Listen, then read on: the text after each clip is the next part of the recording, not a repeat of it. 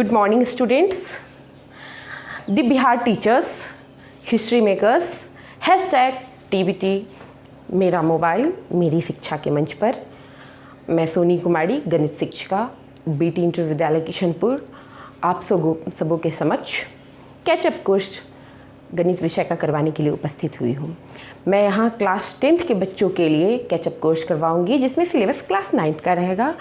और मैं टोटल अब 3 ही महीने का 60 दिन का कोर्स है, तो 60 दिन का कोर्स तो 12 महीने का कोर्स तो 60 दिन में कवर होता नहीं है, तो ये उसी का कॉन्डेंस सिलेबस होगा क्योंकि क्लास 9th और क्लास 10th का बहुत सारा टॉपिक है जो सेम है। क्लास 9th में तो बच्चे आप सभी जान ही रहे हैं, 10th वाले बच्चे कि पिछले साल कोरोना के कारण आप लोग कितना पढ़ पाए हैं वो तो जान ही रहे हैं आप लोग, और फिर सीधे प्रमोट कर दिए गए हैं। कोचिंग ट्यूशन भी बंद था कि आप स्कूल ना जाके कोचिंग ट्यूशन में पढ़ लिए, ऐसी भी बात नहीं है। बच्चे पढ़े हैं बट मोबाइल से किसी तरीके से कैसे भी पढ़ लिए हैं। तो अब बहुत सारे बच्चे नहीं भी पढ़े हैं, तो इसीलिए लर्निंग गैप बच्चों में तो लर्निंग गैप हुई है कोरोना के कारण, कोविड-19 के कारण। तो इस लर्निंग गैप को दूर करने के लिए ही कैचअप कोर्स अभी फ़िलहाल करवाया जा रहा है ताकि बच्चे 10th में बिना 9th का पढ़े हुए तो समझ नहीं पाएंगे। बहुत सारा टॉपिक, कुछ टॉपिक समझ भी जाएंगे बट बहुत सारा टॉपिक नहीं समझ पाएंगे।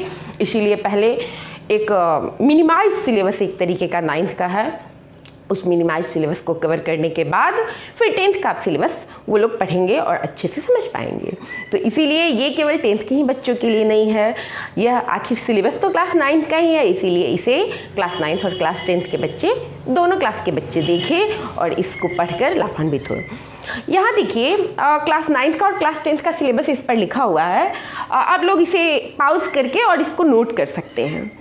मैं यहाँ पर चूँकि डिफिनीशन वगैरह भी नहीं दिखलाऊंगी क्योंकि 60 दिन के कोर्स में मुझे पूरा 9th का सिलेबस कवर करना है, इस वजह से डिफाइन भी नहीं करूंगी, डिफिनीशन भी नहीं दूंगी, केवल मौखिक बोलूंगी। आप चाहें तो उसे पाउज करके फिर लिख सकते हैं, आप लोग घर पे लिख सकते हैं, बट मैं यहाँ पर केवल कॉन्सेप्ट दूंगी, सारा डिफिनीशन बोलूंगी ज़रूर और कॉन्सेप्ट दूंगी, क्वेश्चन आंसर करवाऊंगी नहीं।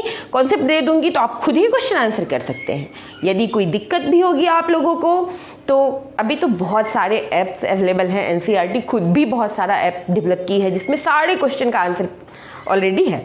आपको यदि कोई दिक्कत होगी तो आप यूट्यूब के चैनल पर भी आप पूछ सकते हैं। यदि यही चैनल देखेंगे और उसमें आप कमेंट में कोई क्वेश्चन में दिक्कत होगी पूछेंगे तो मैं जवाब आप लोगों को दूंगी। तो पहले यहाँ पे मैं दिखाना चाहूँगी कि क्लास 9th और 10th का सिलेबस जो है आप यहाँ पे खुद देख रहे हैं, बहुत 10 टॉपिक, 15, दोनों क्लास में 15-15 चैप्टर हैं और इसमें से 10 चैप्टर ऐसे हैं जो दोनों क्लास में हैं।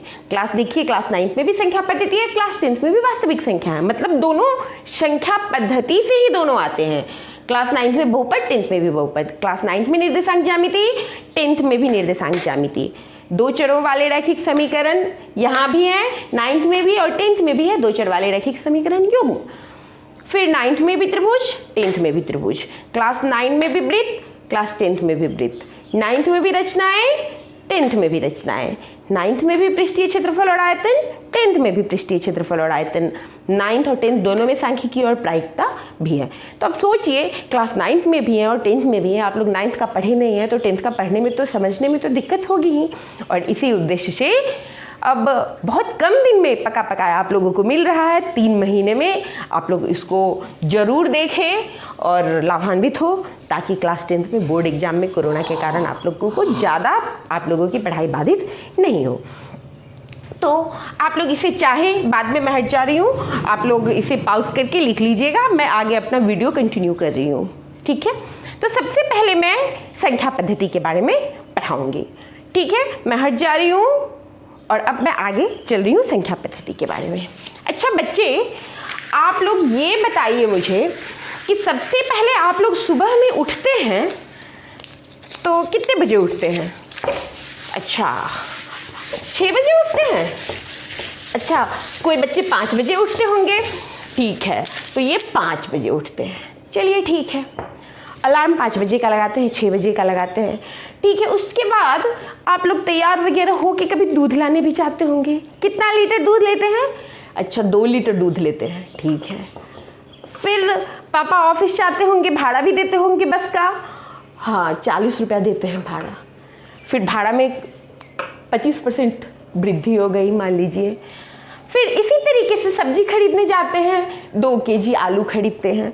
आखिर ये सब क्या है? ये 5, ये 2, ये 40, ये 25, ये 2, ये सब क्या है? ये सभी क्या है? नंबर्स हैं, ये सभी संख्याएं हैं। तो संख्याएं वे गणितीय वस्तुएं हैं जिनका उपयोग मापने, गिनने तथा नामकरण करने के लिए होता है। किस किस चीज में? मापने में होता है संख्याओं का उपयोग, गिनने में होता है और नामकरण करने में होता है। आप कहिएगा मापने में कैसे? तो देखिए ना, 2 लीटर आप दूध लेने जा रहे हैं तो मापने में हुआ। गिनने में कैसे हुआ? इस क्लास में कितने बच्चे हैं? तो आप कहिएगा अच्छा 1 2 3 4 गिन के बता दीजिएगा, अभी 10 बच्चे हैं, ठीक है। नामकरण के लिए अभी देखिए ना, रूम नंबर आप लोगों की स्कूल पे लिखा रहता है, रूम नंबर 1, रूम नंबर 2, ये तो नामकरण ही होता है। तो सुबह से लेके आप लोग शाम तक जो बहुत सारी क्रियाएं, मैक्सिमम चीज़ों में आपको संख्या की आवश्यकता होती ही है। तो इसीलिए संख्या पद्धति को पढ़ना आवश्यक हो गया। तो हम सबसे पहले क्या पढ़ेंगे? संख्या पद्धति। आज हम लोगों का टॉपिक रहेगा संख्या पद्धति, ठीक है।